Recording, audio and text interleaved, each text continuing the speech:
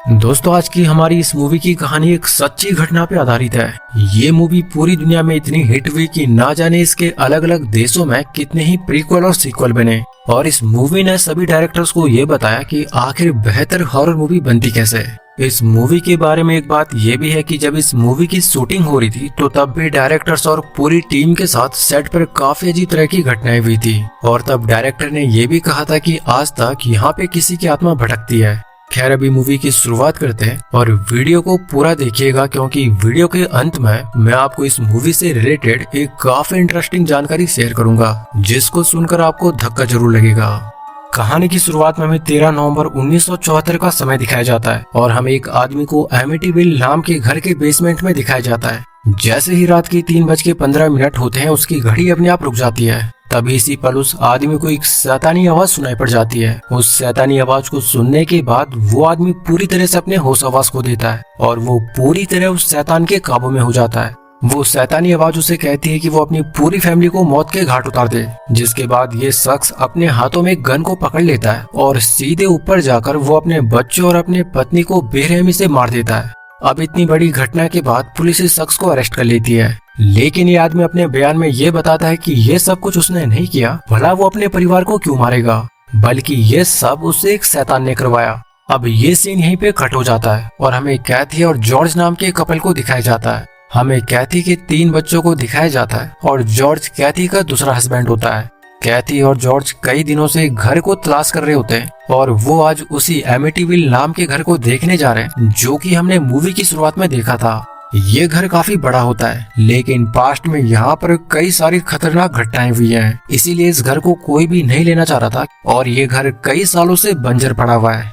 कैथी और जॉर्ज जब उस घर को देखने जाते हैं तो कैथी को ये घर काफी पसंद आ जाता है और ये काफी कम प्राइस पे भी होता है। तो कैथी जॉर्ज को फोर्स करती है कि वो प्लीज इस घर को खरीद ले।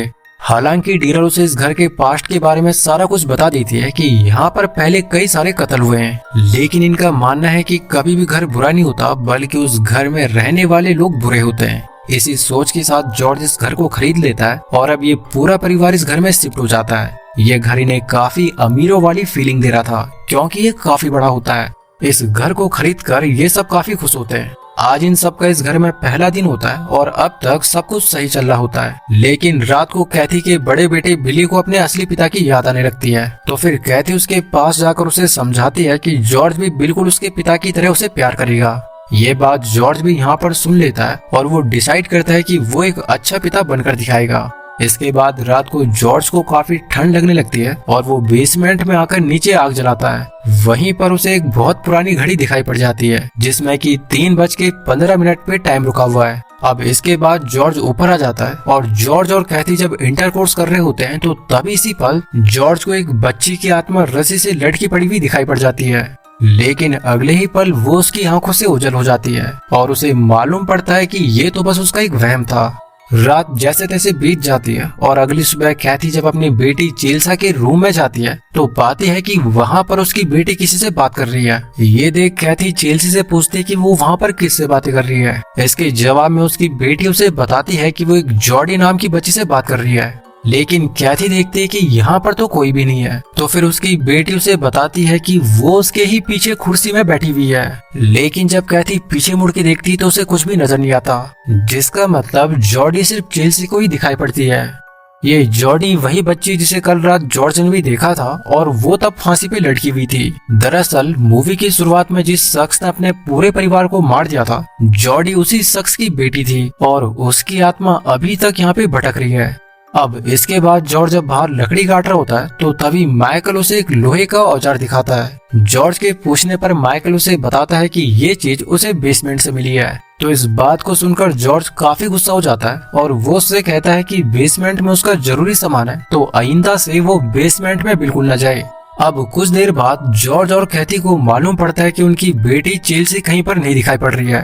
वो घर का कोना कोना छान मारते हैं, लेकिन चेल्सी उन्हें कहीं पर भी नहीं दिखाई पड़ती। तभी इसी पल पास के बोट हाउस से उनके डॉग के भौंकने की आवाज आती है और ये दोनों भागते हुए बोट हाउस में एंटर कर जाते हैं, जहाँ पर इन्हें चेल्सी मिल जाती है, जो कि नदी में कूदने को बिल्कुल तैयार बैठी हुई थी। कैथी अपनी बेटी से कहती है कि वो यहाँ पर क्यों आई, तो फिर उसके जवाब में उसकी बेटी उसे कहती है कि जॉडी से उसकी दोस्ती हो चुकी है और जॉडी को वो बोट हाउस दिखाने के लिए यहाँ पे लेके आई थी। कैथी अब जॉर्ज से भी नाराज होकर यहाँ से निकल जाती है क्योंकि जॉर्ज बच्चों का ख्याल नहीं रख पा रहा है। इसके बाद जॉर्ज बोट हाउस को लॉक कर देता है। अब इसी रात इनके छोटे बेटे को रात में टॉयलेट लग जाती है, लेकिन वो बाथरूम तक जाने की हिम्मत नहीं कर पाता। वो अपने बड़े भाई बिली को आवाज मारता है, लेकिन बिली अभी काफी गहरी नींद में होता है, तो वो अकेले ही वॉशरूम में जाता है। वॉशरूम करने के बाद जब वो हाथ धो रहा होता है तो तभी सी पल हम देखते हैं कि उसके पीछे कोई भयानक आत्मा उसे घूर रही है और साथ ही साथ नल से पानी की बजाय खून बहने लगता है, जिससे डर के मारे वो छोटा सा बच्चा सीधे अपने बेड में जाकर कंबल ओढ़ लेता है। अब जैसे ही रात की 3:15 का समय होता है, घर की सारी खिड़कियां अपने आप खुल जाती है। साथ ही साथ जॉर्ज भी नींद से उठ जाता है। उसे अजीब तरह की डरावनी आहट घर में सुनाई पड़ रही है। वो बच्चों को देखने उनके कमरे में जाता है, लेकिन वो पाता है कि उनके कमरे में तो वो खुद ही है जिसने कि अपने सारे बच्चों को मार दिया है। और फिर इसके बाद वो अपने आप को भी गोली मार देता है। गोली मारने के साथ ही यहाँ पे जॉर्ज की नींद टूट जाती है और हमें पता लगता है कि ये तो जॉर्ज का मात्र एक सपना था। अब जॉर्ज बच्चों को देखने उनके रूम में जाता है, लेकिन वो पाता है कि फिर से कैथी की बेटी वहाँ पर नहीं है। बाहर देखने पर वो पाता है कि बोट हाउस को फिर से किसी ने खोल दिया है, जबकि वो खुद ही बोट हाउस को लॉक करके आया था। उसे लगता है कि जरूर चेल्सी उस बोट हाउस में दोबारा से चली गई होगी, लेकिन वहाँ जाकर भी उसे चेल्सी नहीं दिखती। उसका डॉग भी यहाँ पर भौंकना शुरू कर देता है, जिससे जॉर्ज को लगता है कि चेल्सी ने जरूर पानी में छलांग मार दी होगी, जिससे जॉर्ज भी अब पानी में छलांग मार देता है, लेकिन चेल्सी वहाँ पर भी उसे नहीं दिखती। इतनी मशक्कत करने के बाद जब वो बाहर आता है तो देखता है कि चेल्सी अपने कमरे से उसे देख रही है और उसके पीछे अभी कोई दूसरी बच्ची भी खड़ी हुई है। ये देख वो तुरंत जल्दी से ऊपर आता है, लेकिन वो पूरी तरह स्तब्ध रह जाता है क्योंकि देखता है कि चेल्सी भी गहरी नींद में सो रही है। अब इतना सब होने के बाद भी उसे लगता है कि ये सब उसका एक वहम रहा होगा, लेकिन अगले ही पल जॉर्ज जब बेसमेंट में होता है तो उसका डॉग दीवार के पास की जगह को खोदने लग जाता है, जिससे जॉर्ज समझ जाता है कि इस दीवार की उस तरफ कुछ न कुछ जरूर है। कैथी जॉर्ज के पास उसे मिलने आती है, लेकिन जॉर्ज अब काफी डिप्रेस्ड हो चुका है। उसे इस घर में कुछ भी सही नहीं लग रहा है और न ही अब उसे नींद आ रही है। जॉर्ज का नेचर भी अब काफी रूड हो गया होता है और उसके इस बदलते नेचर को देख कैथी को उसकी चिंता होने लग जाती है।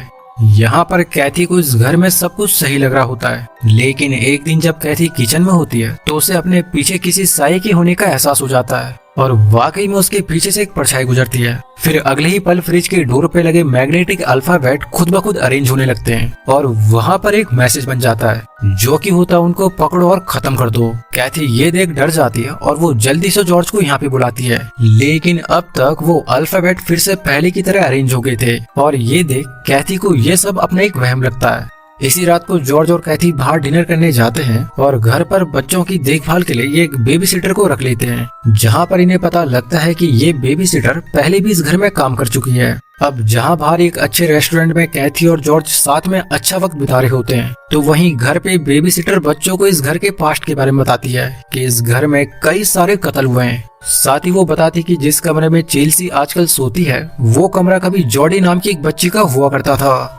दोस्तों आपको यहाँ पर ये बता दें कि जॉडी वही बच्ची होती जो कि सिर्फ चेल्सी को ही दिखाई पड़ती है और इसी मूवी की शुरुआत में उसके पिता ने उसे मार दिया था। यहाँ पर चेल्सी बेबी सिटर को बताती है कि जॉडी ने उसे बताया कि वो बिल्कुल भी एक अच्छी बेबी सिटर नहीं थी, तो बेबी सिटर को उसकी इस बात पे हंसी आ जाती है कि जॉडी ने उसे ये सब कब बताया, क्योंकि वो तो कब की ही मारी जा चुकी है। तो फिर चेल्सी उसे कहती है कि जॉडी हर रोज उसे मिलने आती है और अभी इस वक्त वो अलमारी के अंदर छिपी हुई है। बेबी सिटर उसकी इस बात का यकीन नहीं करती है, तो फिर बच्चे उसे उकसाने लगते हैं कि अगर उसके पास सच में हिम्मत है तो एक बार वो अलमारी के अंदर जाके दिखाए। बेबी सिटर हिम्मत कर अलमारी के अंदर एंटर कर जाती है, लेकिन अगले ही पल वो अलमारी बाहर से लॉक हो जाती है और इसी पल बेबी सिटर के सामने जॉडी की आत्मा सच में आ जाती है। बेबी सिटर ये देख बुरी तरह डर जाती है और वो बाहर निकलने की कोशिश करने लगती है, लेकिन बाहर से तो लॉक लगा हुआ है। जॉडी के माथे पे एक बुलेट का निशान भी होता है, जिसमें जॉडी बेबी सिटर की उंगली को पकड़ अपने घाव में घुसा देती है और ये देख बेबी सिटर डर के मारे वहीं पे बेहोश हो जाती है।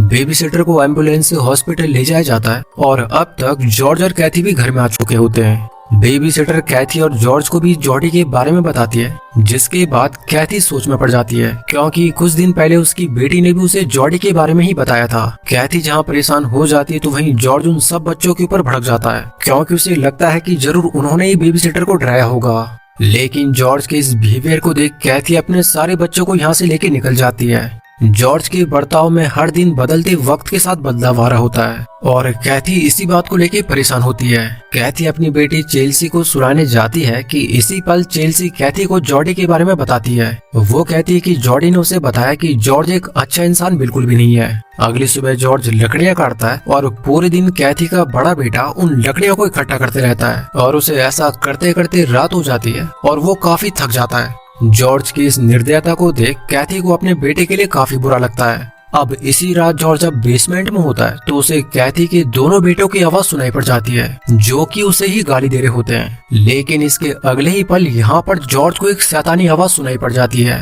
जो कि जॉर्ज को अपनी फैमिली को मारने के लिए कहती है। जॉर्ज अब बुरी तरह सहम जाता है और वो दीवार के पार चले जाता है जहाँ पर वो एक नाली को देखता है जिसमें इंसानों का खून बह रहा है और आगे जाकर वो खुद को ही खून से लथपथ जमीन पर पड़ा हुआ देखता है। ये भयानक दृश्य को देख उसकी नींद टूट जाती है और अब उसे पता लगता है कि ये भी बस उसका एक सपना मात्र था। जॉर्ज जब से इस घर में आया तब से उसे डरावने सपने और अपने ही परिवार को मारने का ख्याल आ रहा होता है, जैसे कोई शैतानी ताकत जॉर्ज के दिमाग को काबू करने की कोशिश कर रही होती है। अगले दिन जब जॉर्ज बाथटब में नहाने जाता है तो एक रहस्यमयी हाथ जॉर्ज को बाथटब में डुबोकर मारने की कोशिश करने लगता है, लेकिन सही समय पर यहाँ पे कैथी आ जाती है जो कि जॉर्ज को संभाल लेती है। अब कैथी को लगता है कि शायद से जॉर्ज की दिमागी हालत ठीक नहीं है तो वो उसे एक डॉक्टर के पास लेके जाती है, लेकिन डॉक्टर उसे बताता है कि जॉर्ज की सारी रिपोर्ट्स बिल्कुल नॉर्मल है और वो जॉर्ज को साइकियाट्रिस्ट के पास जाने का सुझाव देता है, जिस पे जॉर्ज भड़क जाता है कि वो कोई पागल नहीं है जो कि साइकियाट्रिस्ट के पास जाए। कैथी जॉर्ज को लेके वापस घर आ जाती है और घर आते ही ये दोनों चेल्सी को देखते हैं जो कि घर की छत पर चढ़ी हुई है और वो बस अब वहाँ से कूदने ही वाली होती है।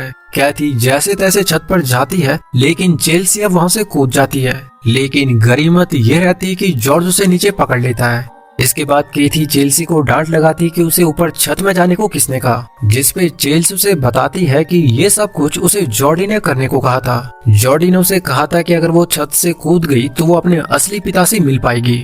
अब यहाँ पर कैथी जॉर्डी का नाम सुन सुन के परेशान हो चुकी है, लेकिन जॉर्ज को लगता है कि उसका पूरा परिवार पागल हो चुका है, इसीलिए वो अपना सारा सामान बेसमेंट में शिफ्ट कर देता है ताकि उसे ऊपर आने की जरूरत ही ना पड़े। घर में शैतानी शक्तियों का एहसास अब कैथी को भी हो जाता है, इसीलिए वो एक फादर के पास जाती है और उन्हें एमिटीविल की सारी कहानी बताती है। लेकिन फादर उसे बताते हैं कि जो फैमिली पहले उस घर में रहती थी वो भी बिल्कुल इसी प्रॉब्लम को लेके उनके पास आई थी, लेकिन उस घर में सच में एक वाकई ताकतवर शैतान रहता है जिसका मुकाबला वो शायद ही कर पाएगा। इधर हमें दिखाया जाता है कि जॉर्ज कैथी के बड़े बेटे के साथ मारपीट करता है और उन्हें टॉर्चर भी करने लग जाता है। जॉर्ज के दिमाग पर अब धीरे धीरे शैतान का कब्जा हो रहा है। इसी रात जॉर्ज जब बेसमेंट में अपनी फैमिली की वीडियो देखता है तो उसे कैथी का बड़ा बेटा एक शैतान के रूप में नजर आने लगता है, जिससे वो अब पूरी तरह सहम जाता है। रात के ठीक 3:15 पर एक बार उसके घर की सारी खिड़कियां खुल जाती है और अब उसे वही शैतानी आवाज सुनाई पड़ रही है जो कि बार बार उसे अपनी फैमिली को मारने के लिए कह रही है। जॉर्ज देखता है कि ये आवाज बाहर कहीं से आ रही है और इसी पल बोट हाउस के अंदर डॉग भी भौंकना शुरू कर देता है। तो अब हिम्मत कर जॉर्ज बोट हाउस में चले जाता है और बोट हाउस में एंटर करते ही उसके ऊपर एक स्प्रिट हमला कर देती है, लेकिन जॉर्ज उस स्प्रिट को वहीं पर कुल्हाड़ी से मार देता है। लेकिन अगले ही पल वो अपने होश में जब आता है तो पाता है कि उसने स्प्रिट को नहीं बल्कि अपने ही डॉग को मार दिया है। इस बात से वो पूरी तरह टूट जाता है। कैथी भी अब इस घर को एक श्रापित घर मानने लग जाती है, तो अब जॉर्ज को इस घर को छोड़ने के लिए कहती है, लेकिन जॉर्ज उसे मना कर देता है क्योंकि उसके पास जितना भी पैसा था उसने सारा कुछ पैसा इस घर पे लगा दिया। कैथी और जॉर्ज के बीच अब दूरियां बढ़ती जा रही हैं कि तभी इसी पल कैथी के बच्चे भी यहाँ पे आ जाते हैं जो कि उसे बताते हैं कि उनका डॉग उन्हें कहीं पर भी नहीं मिल रहा है और उन सब का शक जॉर्ज के ही ऊपर होता है कि जरूर जॉर्ज ने ही डॉग के साथ कुछ किया होगा। इसी दिन फादर भी इनके घर पे आ जाते हैं जो कि चेल्सी के हाथ में एक आंख वाला ब्लैक कलर का टेडी बियर देख लेते हैं। फादर ये देख पूरी तरह स्तब्ध रह जाते हैं और वो कैथी को बताते हैं कि ये टेडी बियर तो कभी जॉर्डी का हुआ करता था, जो कि उसको दफनाते वक्त ही उन्होंने उस टेडी बियर को भी उसके साथ दफना दिया था। तो अब ये टेडी बियर उनकी बेटी के हाथ में आया कैसे? ये सुन के कैथी के पैरों के तले जमीन खिसक जाती है, लेकिन फिर फादर पूरे घर में गंगा जल का छिड़काव करते हैं जिससे कि ये श्रापित घर पवित्र हो सके।